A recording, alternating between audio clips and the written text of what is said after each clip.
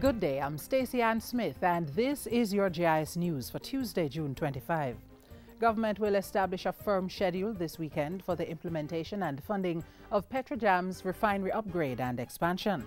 Minister of Science, Technology, Energy and Mining Philip Polwell says discussions will be held at the 8th PetroJam Summit scheduled for June 29 in Managua, Nicaragua. We intend to advance some of those important issues that have been delayed for some time, like the upgrade and expansion of our refinery. I'm about to set a date for that. The modernization is being pursued as part of a commitment under the economic zone of PetroJam agreed to in May this year to boost regional development.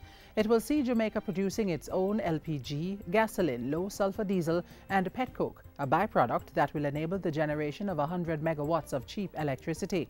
Jamaica signed an agreement in 2006 giving Venezuela a 49% stake in PETROJAM, which should have resulted in production increasing from 30,000 barrels of petroleum products a day to 50,000.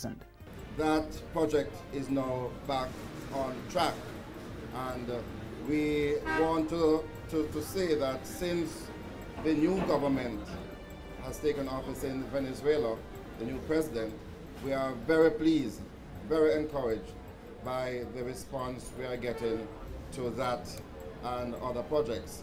The minister was speaking at the official launch of ultra-low sulfur diesel ULSD in Kingston on Monday, June 24. The House of Representatives has passed the Revenue Administration Amendment Act, which seeks to bring about significant improvements in the collection of taxes. The legislation will give the Commissioner General of Tax Administration Jamaica TAJ the power to demand useful and usable information in a form appropriate to individual sectors. It will also facilitate more efficient and effective exercise of the powers of investigation, audit, assessment, collection and enforcement by the TAJ. The Act should also ensure that Jamaica meets the international standards of transparency and exchange of information for tax purposes. Prime Minister Portia Simpson is asserting that any contribution towards education, and especially that of young persons, is a contribution towards the development of the country. She was speaking at the Rujan Foundation Awards banquet on Sunday, where 12 students were awarded scholarships and prizes, and 12 schools received supplies. Mrs. Simpson-Miller praised the philanthropic spirit of the foundation, which is in its 10th year.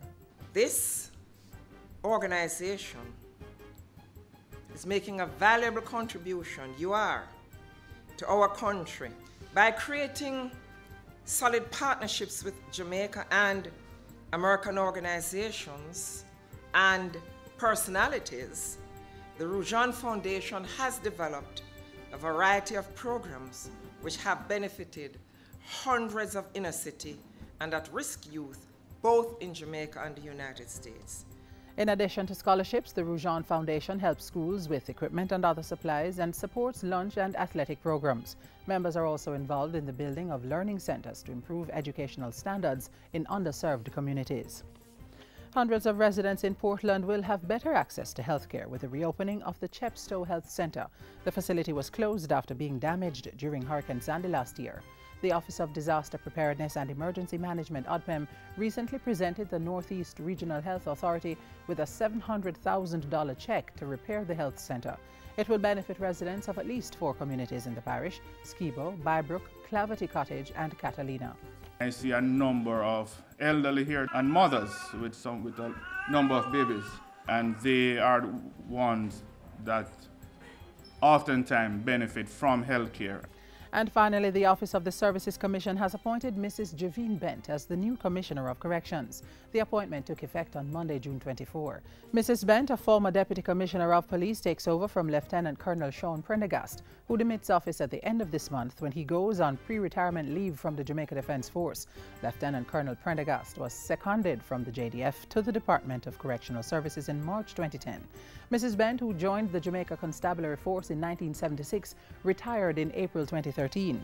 She served several divisions in the JCF and was Jamaica's and the region's first female Deputy Police Commissioner. And that's it for Jis News Today. I'm Stacey Ann Smith. Thank you for watching.